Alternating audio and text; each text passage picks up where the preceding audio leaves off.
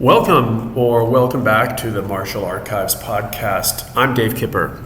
Today we're traveling back to August 12, 1949 to explore a newspaper article that appeared in Boyle's column.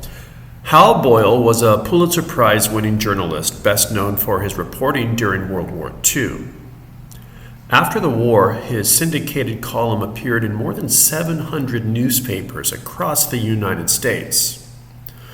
Boyle passed away in 1974, but his work lives on through newspaper archives and collections of his published essays. The article we'll be discussing comes from the San Pedro News Pilot, published on August 12, 1949.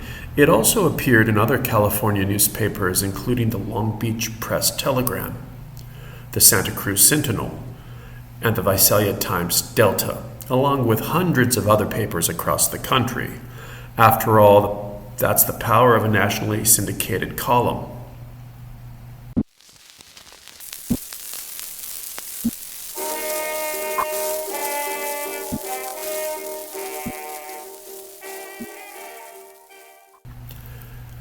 I came across this article while researching the history of jiu-jitsu in America before World War II.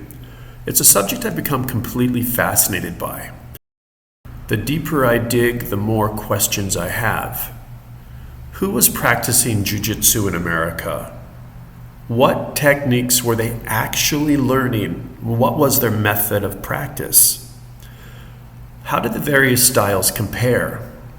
How did Japanese jiu-jitsu evolve after reaching the United States? Who introduced it? Where were the Americans training before the war? And how are jiu-jitsu, no matter how you spell it, judo, danzanryu jiu-jitsu, and Brazilian jiu-jitsu connected?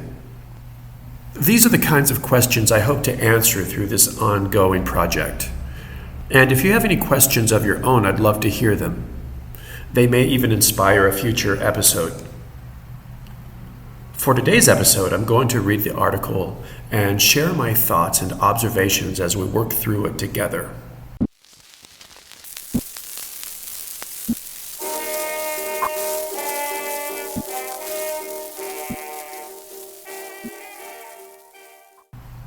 So let's open the archives.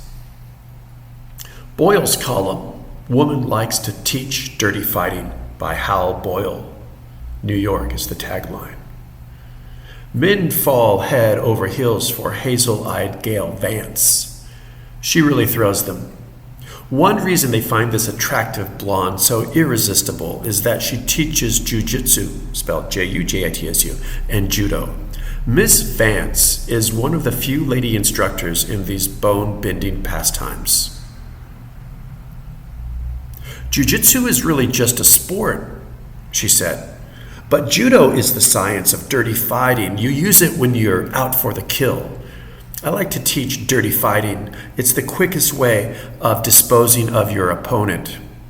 Let's unpack that a little bit. We've all heard of judo as this vehicle for moral growth and character development. But Miss Vance says, no, it's the science of dirty fighting. You use it when you're out for the kill. She calls jiu-jitsu, it's just a sport. Now, as we know from previous episodes, that jiu-jitsu was very popular before the war. There were a lot of promotions that pitted jiu-jitsu players against wrestlers, against boxers, and so on. Maybe she's referring to that. What do you think? The article continues. "Some feminine athletes are built like telephone booths. This isn't true of GALE. Her muscles are well disposed. They never bulge. They ripple. Her physical charm, as well as her physical strength, have won her several offers to become a professional wrestler. I've turned them down," she said. "It's too undignified." Well, we got to unpack that too, right? I mean, in 2026, how normal is that kind of language where we're reading about a woman's skill set, and then her physicality, her attributes are also discussed, her charming curves. Well, again, I'm not trying to be a social warrior, but I think it's interesting language.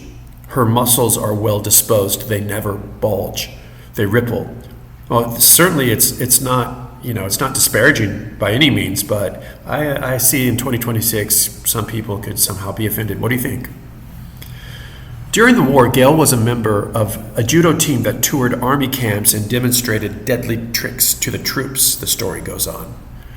I saw her in Manila in 1945, and her 225-pound partner was wearing a broken wrist. I guess I put a little too much pressure, said GALE, but he should have told me if I was hurting him. Yeah, there's whole organizations during World War II, and they still exist maybe by different monikers that go around, and their mission is to entertain the troops when the troops are deployed overseas. And I'm sure you've all seen the movie Captain America. There's a part of the buildup is that, Captain America, that's his mission. He has to entertain the troops because nobody has respected him yet. Nobody takes him seriously. And, you know the part I'm talking about, I'm sure. The article continues, Miss Vance is at present teaching jiu-jitsu to vacationers at Ma Holder's Young's Gap Hotel, a resort in the Catskills. Okay, before we go on, Ma Holder was a woman, and the story goes that when she was a young woman, she sold a diamond ring and bought a farm, and she turned that farm into a resort much like you would see in the movie Dirty Dancing with Patrick Swayze. But the Young's Gap Hotel Resort was amazing. I've seen pictures online. There was an indoor pool, an indoor skating rink. There was an outdoor pool. It was just a beautiful, beautiful place. So let's continue. Many wives are eager to learn the holds, she said. They want to be able to throw their husbands over their heads, but I teach them to throw a person over their hips instead. It's much easier. A little shout out to Ogoshi, right? Jiu-jitsu, incidentally, has a number of advantages for the forlorn female living in a man's world. It is a wonderful way to reduce, said GALE, and a girl needs to learn only a few holds to be able to deal with mashers and muggers. Mashers and muggers, what are those? Let's take a break. Well, we know what muggers are. Robbers. They want to rob you. They want to steal your money. What's a masher? A masher describes a guy who is groping women in public. He's catcalling, he's whistling, but he's also sliding up and putting hands on. So what is a masher? It's, in today's parlance, it would be a creeper. What is the best way, the story goes on, the article continues, what is the best way for a lady to cope with an annoying subway wolf? If you want to discourage him quietly without making a scene, said GALE, one way is to put your heel on his shin bone and press down hard. An elbow is a very handy article. You just give him the sharp end of it in his face. If he's a tall guy and you can't reach his face, jab the elbow into his solar plexus or his ribs. You'd be surprised how easy a rib breaks. Of course, the knee is always good too, but you have to be in the right position to use it. Generally, I'd like to teach the girls how to get away from a man rather than to kill the guy. Recently, a gentle old white-haired lady came to her. My son won't do what I tell him anymore, she said. I want to learn some kind of trick so I can hold him down and give him a good spanking. How old is your boy? Asked GALE. He's 45, said the old lady, but he still needs spanking. That's the article that ends there. I find that it's a very entertaining read, and I feel like I would have been very happy to have met Miss Vance and shared the mats with her. She seems like an incredible person. Some of the language of the article might seem dated to us for a number of reasons, but I really enjoyed it. I really feel like it was well written, and I don't think it was at all a disparaging article. I think if it was trying to be disparaging, it would be disparaging much more clearly. But I think maybe, this is just my opinion, maybe we're just looking for things to trigger us. We're looking for language to trigger us. And I think that's too bad. I think that the most intriguing thing is the way that Ms. Vance differentiates between judo and jiu-jitsu.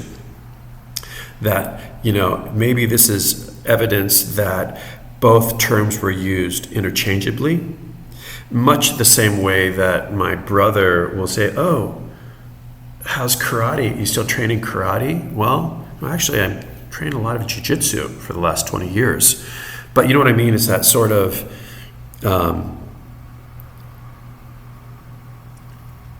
general confusion, perhaps, when talking about the terminology.